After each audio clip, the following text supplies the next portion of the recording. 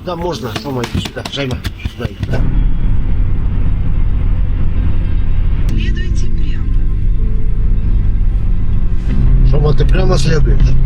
Нам надо прямо следовать. Перейдите по текущей дороге. По текущей дороге. Пушистая банда приветствует всех зрителей канала «Охота с лайками». На дворе сейчас ноябрь месяц.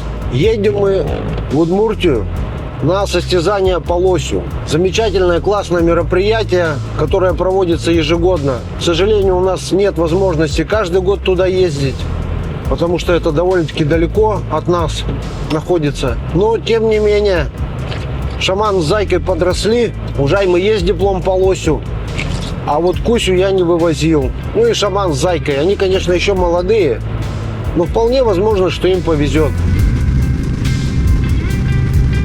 Такие состязания – это всегда возможность встретиться с единомышленниками, пообщаться с экспертами, в какой-то мере набраться еще какого-то дополнительного опыта. Люди собираются со всей России на такие мероприятия. Приятно оказаться в компании единомышленников. Проходит состязание в Удмуртском питомнике, я так понимаю, где-то рядышком недалеко. Мы там были, но на состязаниях мы у Владимира Александровича Рябова еще ни разу не были. Это первый раз. Ну, посмотрим, что загадывать. Время есть, собачки у меня вроде бы в форме, но победить мы, конечно, не рассчитываем. Хотя всякое может быть. Поучаствовать нам очень хочется. Потому что это общение, это всегда такие вещи приятные. Такие дела прям. Через 1 километр поворот налево.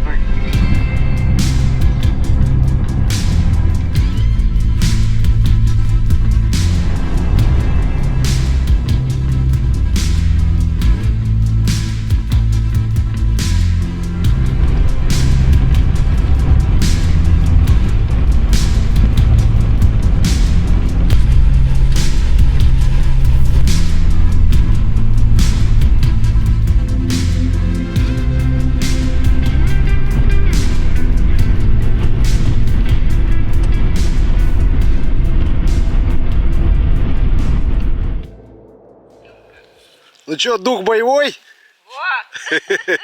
Банда.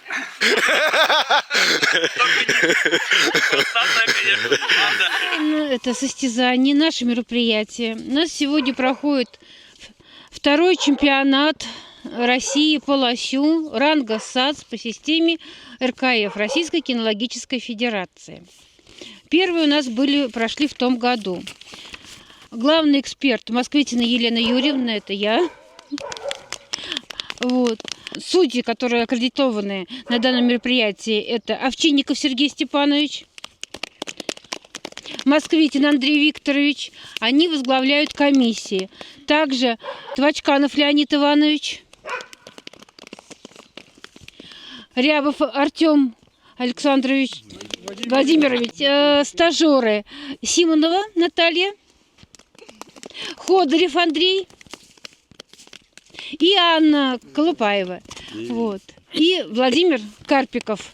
Вот, они все будут принимать участие, будут помогать судейским бригадам, подходить к зверю, к объекту. Поэтому желаем всем питомцам и владельцам удачи. И слово предоставляется организатору нашего мероприятия Рябову Владимиру Александровичу. Я вас, участников всех, поздравляю с очередным проведением состязаний. Значит, у нас состязания уже вообще на этом месте проводятся уже 7-е. РКФовские у нас это 2-е. Начали мы в 2013 году. В 2013 году провели испытания, а потом, значит, уже в 2015 году мы уже провели состязания по лосю. Я считаю, что эти мероприятия просто необходимы для собак, зверовых собак, потому что мы здесь именно по этому виду мы можем определить собаку, ее поиск, ее чутье, ее мастерство, постановку именно по вольному. Те собаки, которые имеют дипломы только по подсадным, эти собаки можно считать, что она подозрительная собака, не имеющая диплома по вольному виду. Раньше у нас собаки собаки, они, которые были, они всегда работали, основной был диплом, это белка. По белке это была куница, глухарь, все такое, соболь. Но сейчас у нас разделились от собаки на собак зверовых и собак мелочных. А так что, раз зверовые собаки, значит, они необходимы иметь диплом по вольному виду. Это, я считаю, что это лось. Ну, вольный кабан, это уже сложно там проверить, точно все рассмотреть, всякие условия, а лося-то уже все равно полегче. И вид этот более такой уже доступный. Елена Юрьевна будет поднимать российский флаг. И с самого начала здесь нашего мероприятия, как мы начали проводить, бессменный наш эксперт Вачканов Леонид Иванович, он поднимает удмуртский флаг, потому что он удмурт у нас настоящий, самый главный. Ну и флаг питомника, как бы клуба, будет поднимать Сергей Бармин, вырастивший ни одного чемпиона, Шороха, Шарташа, Шугу, там можно перечислять долго, уже практически с самого начала питомника работает бессменно, готовит много собак. И он будет поднимать флаг питомника, ну, клуба. Просим поднять флаг. И будем считать открытые состязания.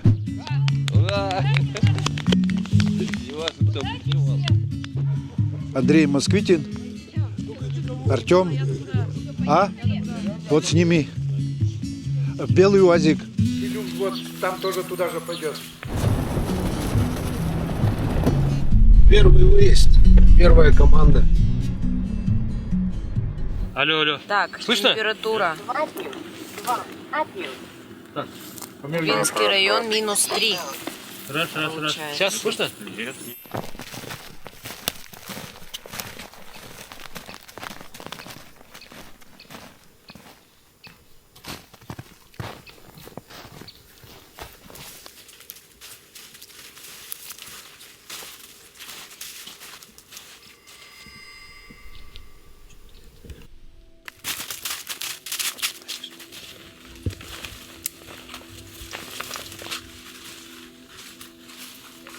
Сколько?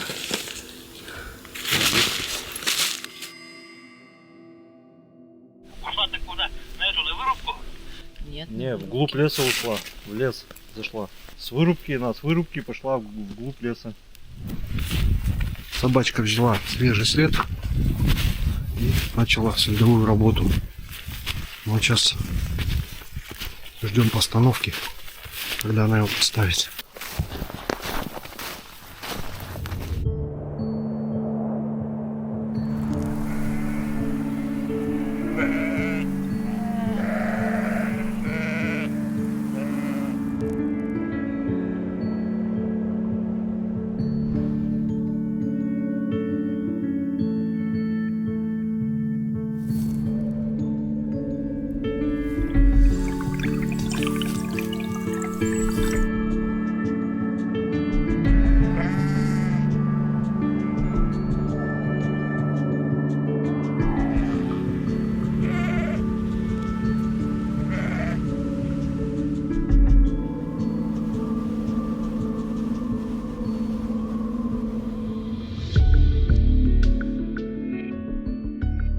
Я от них отстал и удачно отстал, что зверь-то ко мне пришел.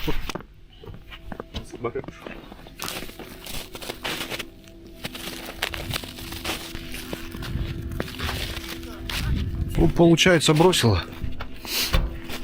Я где срезал, Это нашел жопу. получается одиночный Да, я видел одного зверя и видел. Она, может, ушла, ну, может, мы накололись. за парой ушла, а подняла одиночку. Да? Сюда бежит, да, Серег? Да, вот идет. У меня антенна есть мощная.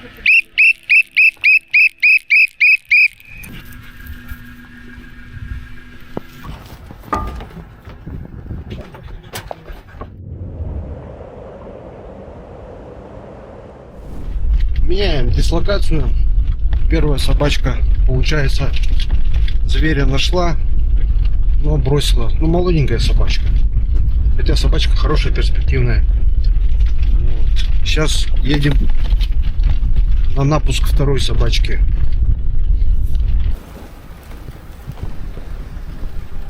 Вам на поиск дается 2 часа. Пока собака зверя не нашла, она ваша. Как только нашла собака зверя, вы не отходите от эксперта ни на шаг, как положено. Собака должна отработать, не бросить. Если она не бросит, то вы отзываете, и на этом заканчивается работа собаки. Потом начинается наша работа в плане расценки. Время пуска, Наталья? 11:25. 25. Все? Запускаем. Все? Вперед! Все, удачи! В течение 30 минут собачка должна уйти. Далее 200 метров.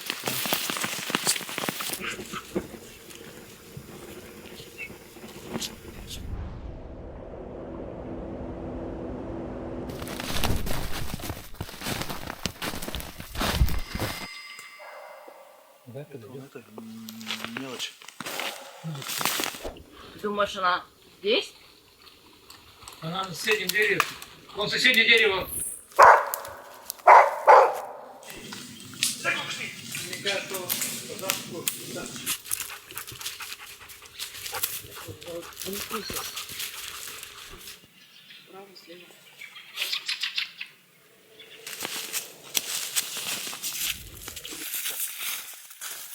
Грибы садят. Гвозди. Все, тихо, тихо. 160 стало.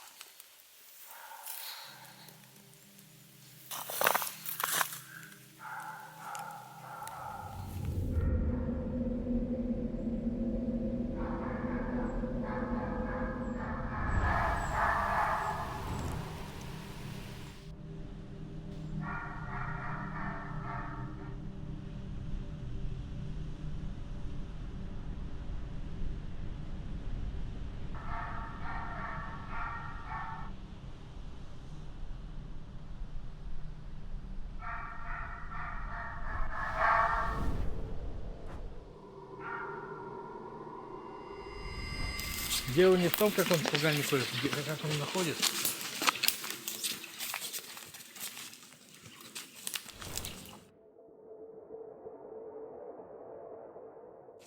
Кличка Тугуян. На поиск зверя дается 2 часа. Пока собака не нашла зверя, она хозяину, когда начала работать, она придет экспертов. Хозяин выполняет все команды экспертов.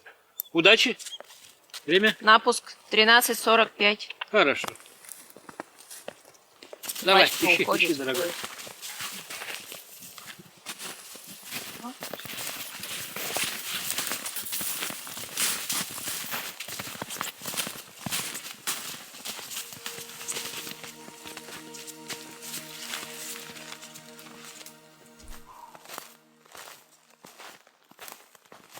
Сколько метров?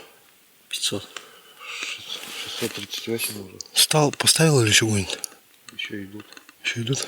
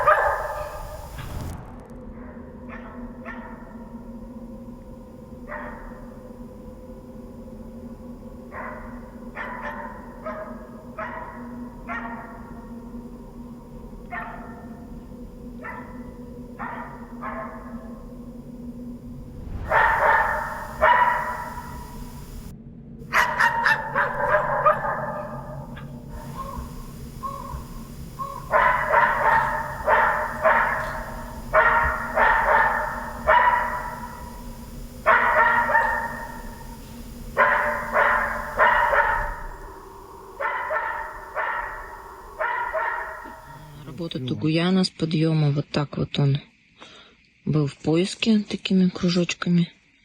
Красивыми, правильными. Показать могу. Вот тут. Да. придерживаясь вот хода ведущего, право-лево. Пока дразнит, он его злится, начинает. Да, вот здесь он, получается, поднял его, да, и пошел на круг.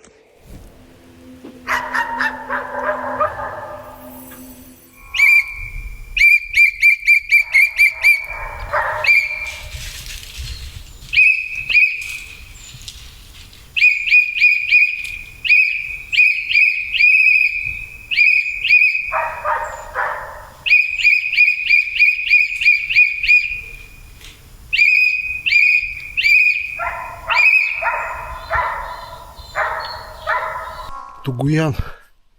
Первоклассная работа. Очень понравилось. Вообще, Кабель красавчик. Единственная проблема с рабочей собакой — это ее снять.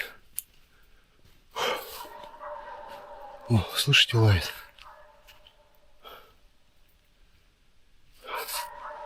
Ну, со снятием у всех собак рабочих проблем. Обалденный Кабель. Вообще мастер. Такие дела. Дай сюда, дай, Тугуян! Дай! Иди сюда! Ты капитан команды, иди сюда.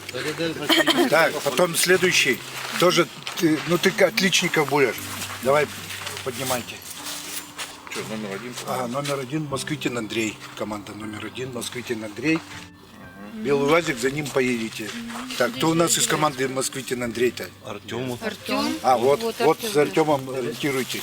Вы вот команда-то, вот у вас это самое. За Артемкой ориентируйтесь.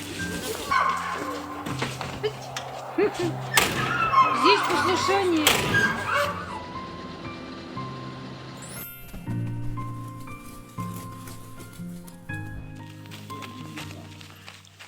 Голос сильный, доносчивый. Небольшое смещение идет вправо. Я когда зайду уже с той стороны, тогда ты начинай движение. Тогда у нас будет более-менее картинка. Он опять, видимо, к оврагу идет туда.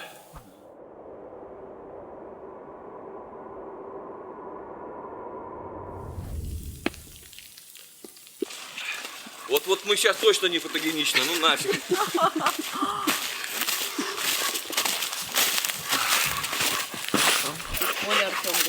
Видишь, что говорит? А как вас зовут? Василий. Василий, видишь, что он сказал? Говорит, он еще неопытный по поводу. Говорит, вода есть впереди? Есть, может не поплыть. То есть они как раз к реке и ушли, получается, через реку. Он своим ходом вышел, а тех лосей, которые в стороне мы видели, шумовые, это не те лоси. Там, во-первых, телок поменьше. Здесь телок был крупный, он и последу крупный, он размером почти с корову. Вот, то есть кобель, хороший голос, хорошая скорость, хорошее чутье, опыта мало. Это очень перспективная собака. На состязаниях можно увидеть и оценить врожденные и приобретенные охотничьи качества собак. Вязкость, следовая работа, выносливость, мастерство постановки зверя зависит от опыта собаки, ее реального настрела на охоте и натасканности. Важными являются и врожденные качества, такие как телосложение, частый доносчивый голос, манера преследовать и охотничья страсть к крупному зверю. Участники состязаний показывали разные результаты, но в основном с поставленной задачей найти лося справлялись все. Численность зверя в этом районе была очень большой. Зайти в лес и не наткнуться на лося было практически невозможно. Самым неприятным для участников моментом было, когда собака быстро находила зверя, но не могла его остановить во время бега. Или когда лось стоял, а собака, немного полаев, сама бросала зверя и возвращалась к хозяину. По всей видимости, это было связано с небольшим настрелом у собаки. Ей просто не хватало опыта работы со зверем. Однако и взрослые возрастные собаки тоже бросали зверя, когда понимали, что лось ушел слишком далеко, и хозяин вряд ли за ним пойдет. Ведь в реальной жизни охотник не отстреливает всех сработанных собакой лосей. В этом нет никакой нужды. Да и часто зверь встает в труднодоступных местах, где нет никакой возможности к нему подойти. Лайки очень умные собаки. С возрастом и опытом они понимают, что без подхода хозяина добычи не будет. 14, 5, 5, мастерство 22. Агрессивно себя вел, не было спокойного облаивания, был прессинг зверя. Вот. И самый главный пункт по вязкости есть такое, что зверь бросил до подхода. В принципе, так оно и произошло. Пока слушали, пока начали идти, подойти не успели. Собака прекратила работу до нашего подхода. Соответственно, всего лишь 5 баллов. Голос 6, именно за те перемолвочки, которые начались, когда его гонял зверь. Вот. И послушание 4 балла. Итого, по-моему, 61 балл 3-й степени. Все. Это все, на что, к нашему сожалению, может собака рассчитывать. Все понятно.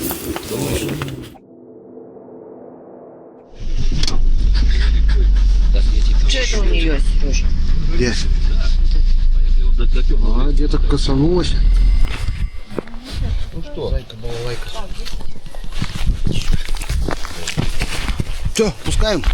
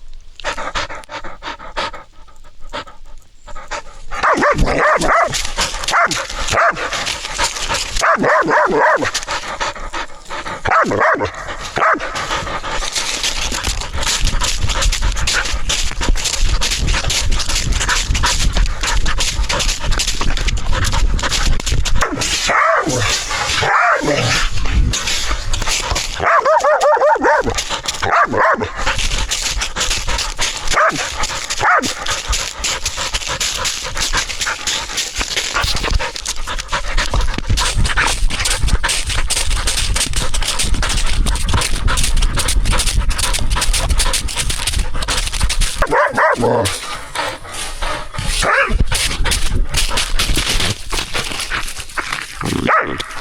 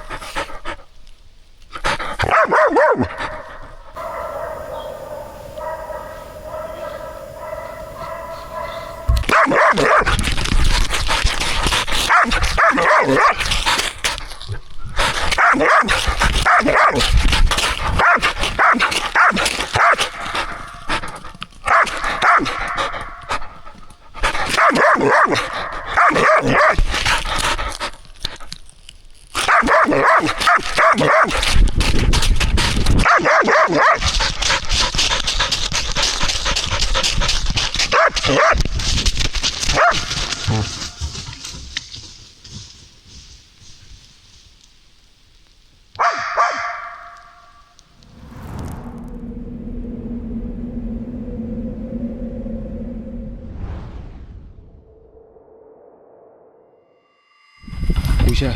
Куся, иди сюда. Че, пускаем?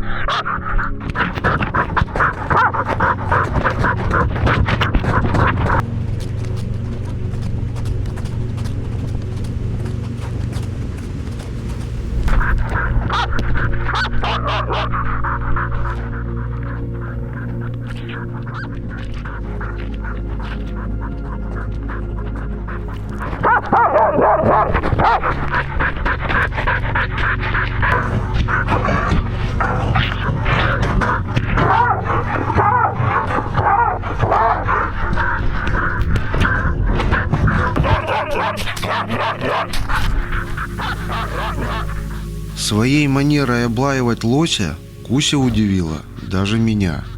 Догнав и поставив зверя, она бесцеремонно ложилась возле него и спокойно лаяла. Лось стоял около часа как вкопанный, в недоумении, что происходит. А Куся спокойно облаивала и лишь иногда оборачивалась по сторонам, понимая, что должна подойти подмога. Такая манера работы позволила экспертам спокойно подойти к зверю и все тщательно рассмотреть. И лишь когда лося умышленно подшумели, зверь снова стронулся и побежал.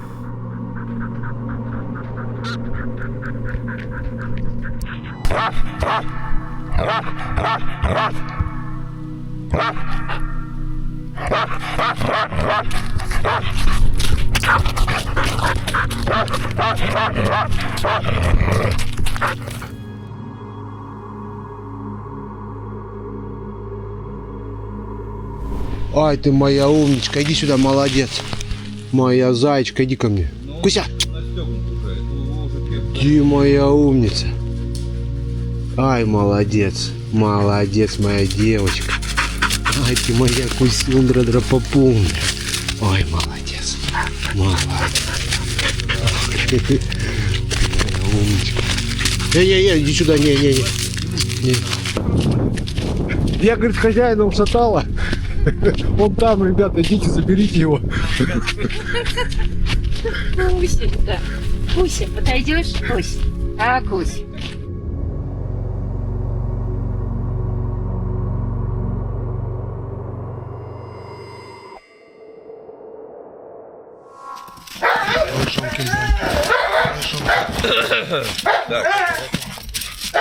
Иди сюда, Шаман.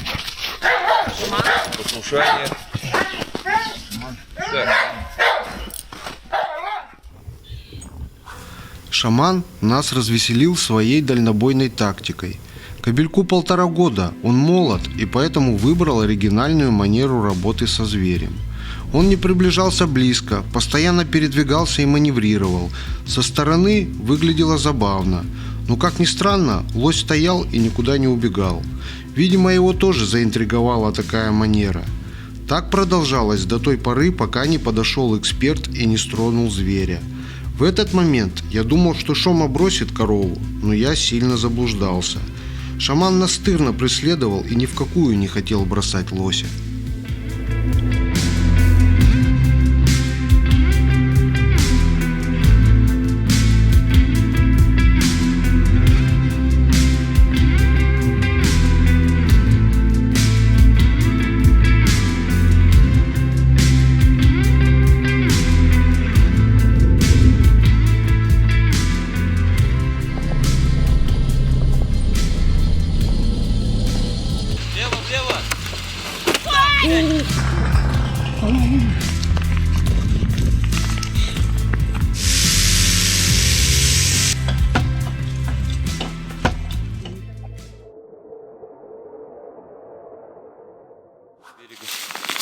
Где-то они спустились и переплыли на тот берег. Вот лед сломанный. Надо. Вот. Вот он здесь. А, вот он идет туда. И вот там они спустились. Смотри, как лед проломило, да? Айда! Шаман, ко мне! Жду шамана. Шаман переплыл речку. УАЗик у нас там провалился через мостик. А кабель на той стороне. На реке лед. И надо его именно в этом месте забрать, иначе он может утонуть. Уже полдня лает. Я сам в шоке. Даже не ожидал от него такого.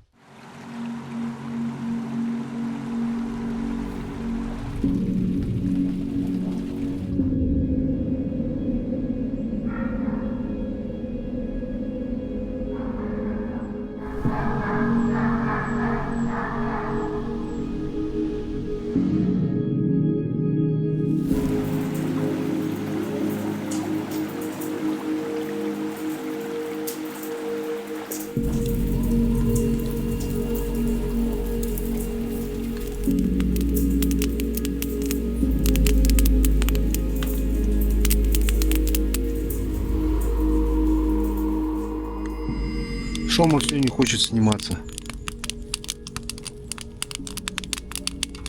О, слышите, бомбит и бомбит через речку. Артем уехал за УАЗиком, потому что еще время идет. Надо еще одну команду проверять, собачку. Нам ничего не остается делать, только как его ждать, шамана. Шаман где-то метров 400-500 лает. Корова вот эта одиночная. И ни в какую. Вот и 5 месяцев. Вот, слышите?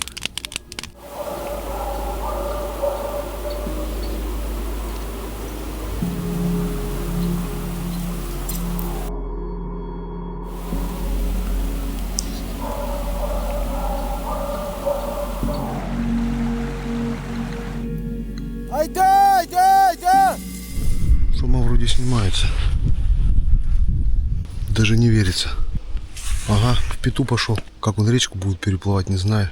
Там лед, лишь бы он по полыне проплыл, где лось пробежал. Потому что лось, когда туда шел, корова, она проломила лед и переплыла через реку. И вот теперь ему надо именно через эту полынью переплыть. Иначе он может, под лед занесет и он погибнет. Ну, Шома сильный. Сейчас увидим. Вариантов все равно нет. Тут ни мостов, ничего нету. А за берег хороший уже. Вот такие дела. Сейчас будем отзывать его. Иди ко мне. Иди сюда, иди ко мне. Иди. Ай, молодец, иди ко мне. Шома через реку переплывает. За берег. Не может на берег вылезти. О, пошел. Мужик. Ну все, Шома красавчик. Шомка молодец. Не думаю, что он такой веский кобель-то будет. Это год и 5 месяцев. Ай, ты мой красавчик, папин. Ты папин красавчик.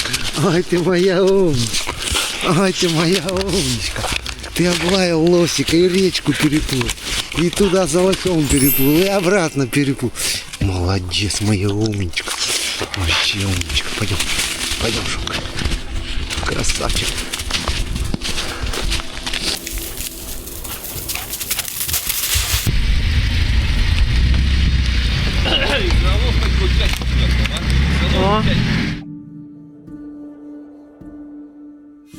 Ниже их там где-то у леса, что ли, привязали.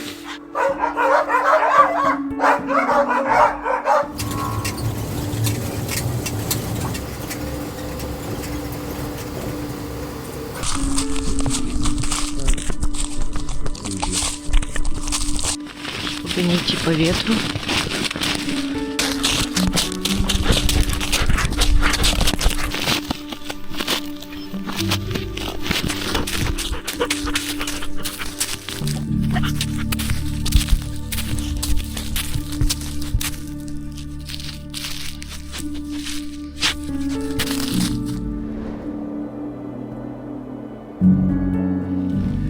Дар залаял на расстоянии 290? 286 метров. 286 метров. 302 пошел на удаление. Время 8:40. 8:46, 8:31 был напуск.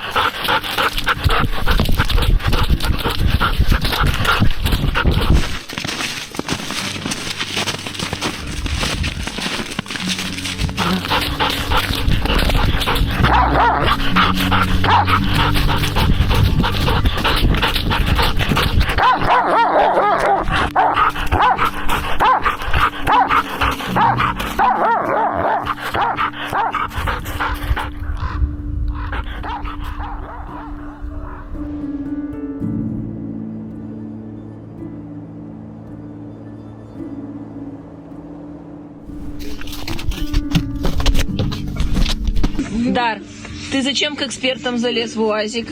Слушай, по РКФ это же нельзя. Ты чё? Только хотел сказать, нельзя по РКФ раньше времени. Дар, И вылазь лапу давай. дает, нате вам лапу, все. Вылазь. Только не выгоняйте меня Дарка. туда. Вылазь давай. Представляешь?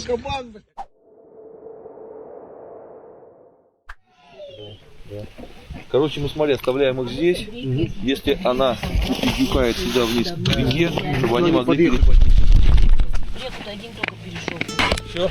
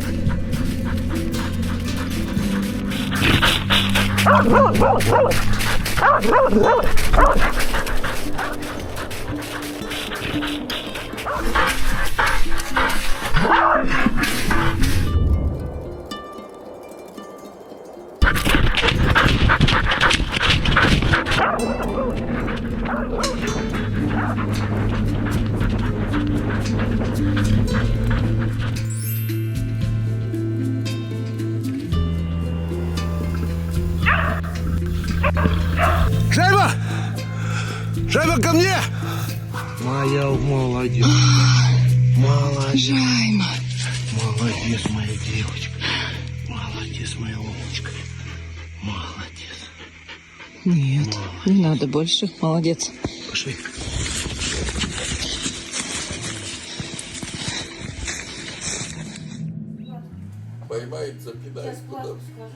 Хорошо, нас погода повезло. Участвовало 8 команд, 4 личника. Результаты, я бы сказал, что очень хорошие.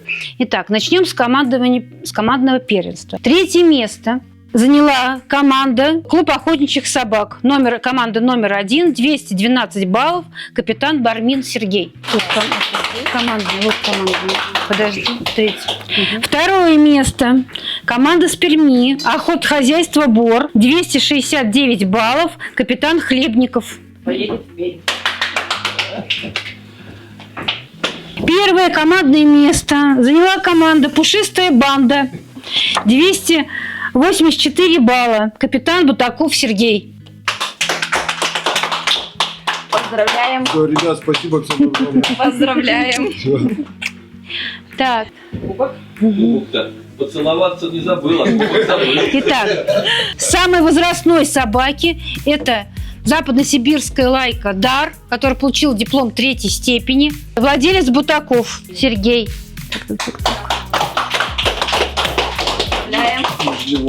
Нижневартовск. Да, Нижневартовск. Самая молодая собака, получившая диплом, стала ЛЗС Чапа, владелец Хлебников Вадим. Да, с дипломом 1-й степени, да. 3-е место в личном первенстве заняла тоже ЛЗС Чапа, владелец Мельников. Диплом 1-й степени, 90 баллов. Бронзовый призер. 2-е место в западносибирске лайки Ита Гуян, владелец Доровских Андрей. 92 балла, диплом 1-й степени. Серебряный призер. И чемпион России по лощу 24 года стала западносибирская лайка Гильза Куся. 94 балла, диплом 1-й степени. Владелец Бутаков Сергей. Нижневартовск. Да. Не уходи. Она же у нас становится породным победителем и чемпионом РКФ. И она же лучшая сука состязаний. Ура! Вон еще куб. Вот так. Поздравляем! Мне еще обязанности. Все, спасибо за внимание. От души поздравить Сергея Бутакова, то, что он не побоялся приехать такое большое расстояние, 2500 в одну сторону. Он показывает много фильмов, показывает культуру охоты, правильную культуру охоты с лайкой. Я хочу сказать, что он подтвердил свои фильмы своими дипломами, своими выступлениями. Дар уже был у него чемпионом, он приезжал на удмуртские состязания, среди чемпионов был чемпионом. Ну, возраст берет свое. Маленько сдал, конечно, кобель получил 3-й степени, но все равно заслуженный свой диплом 3-й степени, чем мы и поздравляем. И показывает пример тем, кто многие боятся этого, даже ближнее расстояние, которые там вечно пиарятся, вот наши собаки. Образец вам, то, что человек 2500 километров ехал, не стесняясь, в одну сторону, и доказал своими собаками, своей работой, что собаки у него на высоком уровне получили дипломы 1-й степени, стали чемпионами. Поздравляем тебя. Это не страшно. Спасибо большое. Узалыч, какая собака самая лучшая-то? Для эксперта. Которая быстро нашла и быстро прошла. 8309 это. Старше меня с 25. Это шутка, конечно. Ты знал. Чревато вот такое выключение.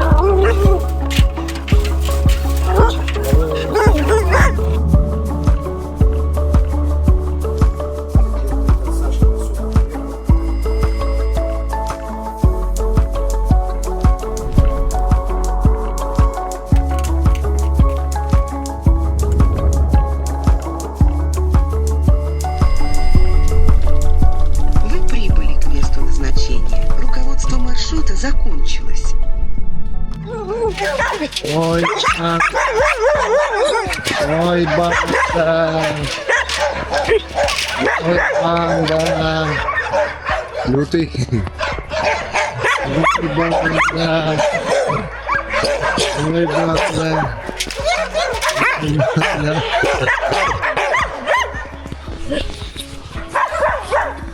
Прикольно. Как вообще этот питомник образовался? Это идея была какая-то или как охотничья Это избушка как- тут была? Как необходимость, когда в 90-х годах начали это самое охоты делать коммерческие, производить. Он же был унитарное предприятие. Начали устраивать коммерческие охоты и и почувствовалась необходимость в лайках. Чтобы устроить охоту, нужны же рабочие собаки, подранки, там, охота, все загонное. Там. Выделили на 22 тысячи. Мы очень экономили деньги, старались, все делали сами, били там колышек и все понеслось сами. Первую сделали вольер, это был 88 год. И начали и собак сразу одновременно завозить, и вольер, и потом сначала кабаний вольер сделали, площадку для медведя, а потом уже начали кормокухню построили, вольеры построили, лес убрали, все там, это заросшая поляна была. И все, и пошло, и пошло. А вот эти мероприятия по испытанию, по цепному медведю, по кабану, это примерно, это еще раньше было, уже люди знали, пользовались этим? Не было на станции. Мы, когда станцию начали делать именно тогда, когда вот питомник создали, начали это, и уже в 90-м году оформили официально уже его питомник. Он был, при управлении охотничьего хозяйства, и все, и начали работать. Сразу запланировали 40 собак. Было 4 егеря, 40 собак, по 10 собак. Больше, понятно, не потянуть уже. И решили 40 собак, и я до сих пор 40 собак и держу. Здесь ремонтный молодняк. Вот, я хотел момент. У вас всего в питомнике 40 собак? С ремонтным молодняком сейчас 53 собаки. У вас, получается, в приоритете не количество, у вас качество? Нет, качество. Нам делает в том, что нужно обслужить этих собак. Нужно, чтобы эти собаки работали в лесу. Если они будут сидеть на месте, это бесполезная работа мне, потому что я сам охотник, сам егерь, и требования к собаке, в первую очередь, это должна быть рабочая собака. Чтобы ее в племя пускать, она должна это заслужить. Она должна обязательно, допустим, ее проверить полностью всю. Молодые попадают, молодые щенки весенние, они никак в охоту не попадают. Они чуть-чуть маленькие, еще и рано зверя пускать и все. А у нас егеря только натаскивают по зверю. И переходит год, и в 1,5 года уже их намного сложнее. Намного легче, допустим, осеннюю собаку, она год ей подходит, и таскать ее уже с года уже намного легче, и проще, и уже под зверя это тоже мы их не ставим, но все равно уже на лося уже охотиться можно. Хочу сказать, что какие требования были раньше у промысловиков, вообще охотников, в первую очередь это охота. Это основа основ. Да, сейчас у нас разделилось на три группы. Это значит стали собаки спортивные, которыми не охотятся, только на испытательные станции ездят, и собаки выставочные, с которыми только на выставку ездят. И не выставляют их не на, допустим, вольерные, не на вольные. А мы стараемся и на вольные, в первую очередь на вольные, и на эти собаки подсадным видом. Но подсадным видом у нас уже страсть уже упала, нет такого желания, потому что сейчас везде они, везде. Да, в каждом регионе по станции, в каждом регионе проводятся эти мероприятия. Поэтому уклон на вольные, да? Да, у нас только вольные, потому что без вольных собаку невозможно проверить ее качество. Настоящее. В первую очередь на вольном надо найти зверя, что у нас до чего с спортивными дошло, они в 4 гектарах, 2 собаки не могут, кабана, самое вонючее животное, которого не могут, 2 взрослых собаки не могут в вольере в 4 гектарах, это же вообще позор, это нонсенс для Западно-Сибирска, но вообще для лайки. А здесь на вольных ей надо найти зверя, потом показать свое мастерство, остановить зверя его, без разницы, будь это медведь, будь кабан, будь лось. И это уже мастерство в собаке.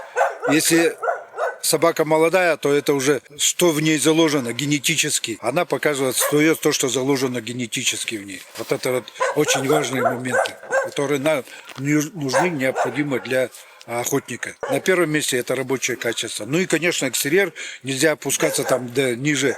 Очень хорошо, хотя бы твердо, очень хорошо. Это для лайки это нормально. Ну, ясно. Ну, я так понял, что в целом-то поголовье-то у тебя сейчас хорошее.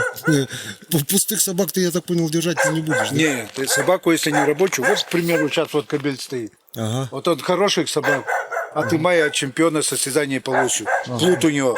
Вот ему 4 года, плут, а ни одной вязки.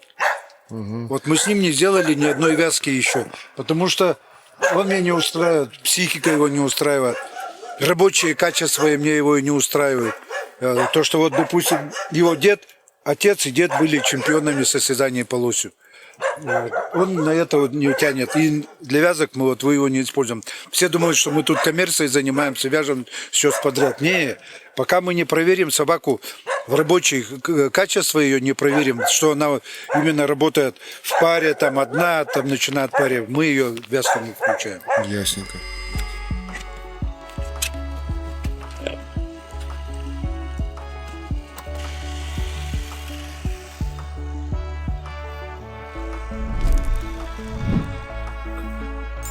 Ah!